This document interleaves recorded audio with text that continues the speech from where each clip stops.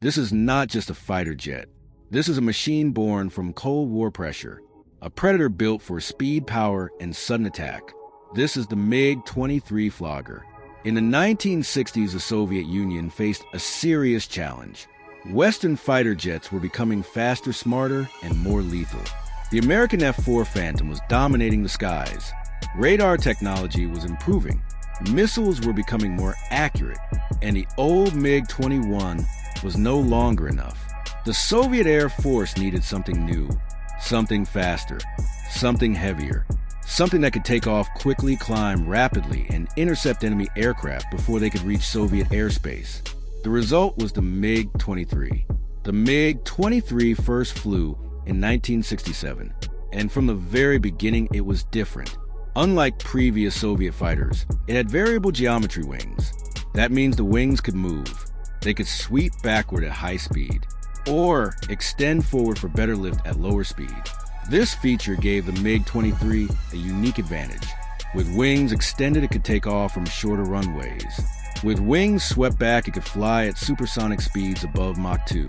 At full sweep, the MiG-23 looked like a sharp arrow, built for speed, built for interception, built for war.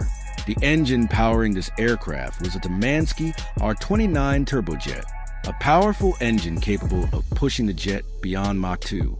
That is more than twice the speed of sound. When the afterburner ignited, the MiG-23 transformed from a fighter into a missile with a pilot inside. Climb rate was impressive, acceleration was brutal, and in high-speed interception missions, the MiG-23 was exactly what the Soviet Union needed. But speed was not everything. The MiG-23 also carried a powerful radar system. Earlier versions used a SAPFA radar, which allowed beyond visual range missile engagement. That was a major step forward compared to older Soviet jets. For the first time, a Soviet fighter could detect and engage targets at longer distances, without relying only on close dogfights. The MiG-23 was armed with a GSH-23 twin-barrel 23mm cannon.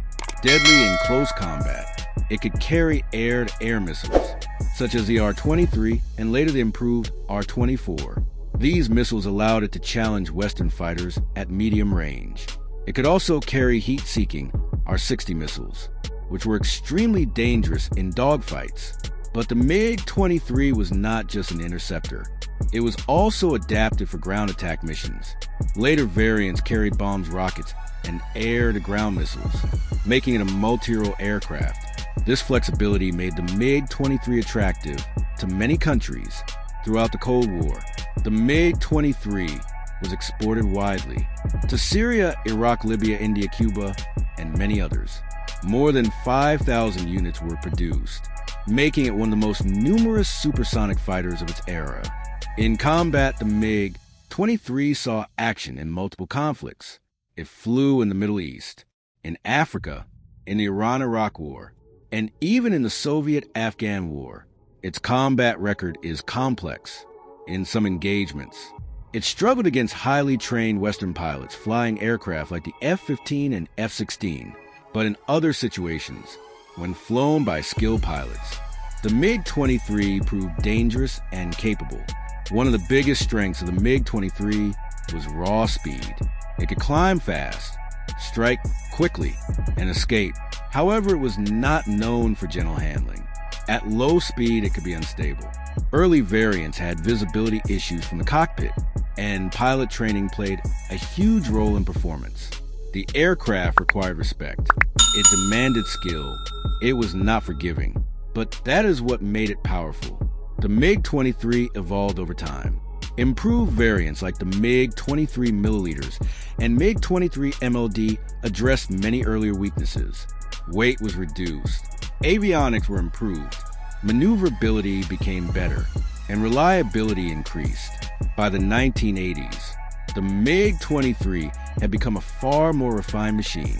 Still, the world of aviation was changing again. Fourth-generation fighters like the F-16 and MiG-29 began to dominate. They were more agile, had better avionics, and advanced fly-by-wire systems. Compared to them, the MiG-23 represented a transitional era, an era between simple second-generation fighters and advanced modern air combat machines. Despite this, the MiG-23 played a critical role in Soviet air defense. For decades, it stood ready, on alert, engines warm, prepared to intercept any intruder. Its sharp nose, its variable wings, its aggressive stance made it one of the most recognizable Soviet fighters ever built.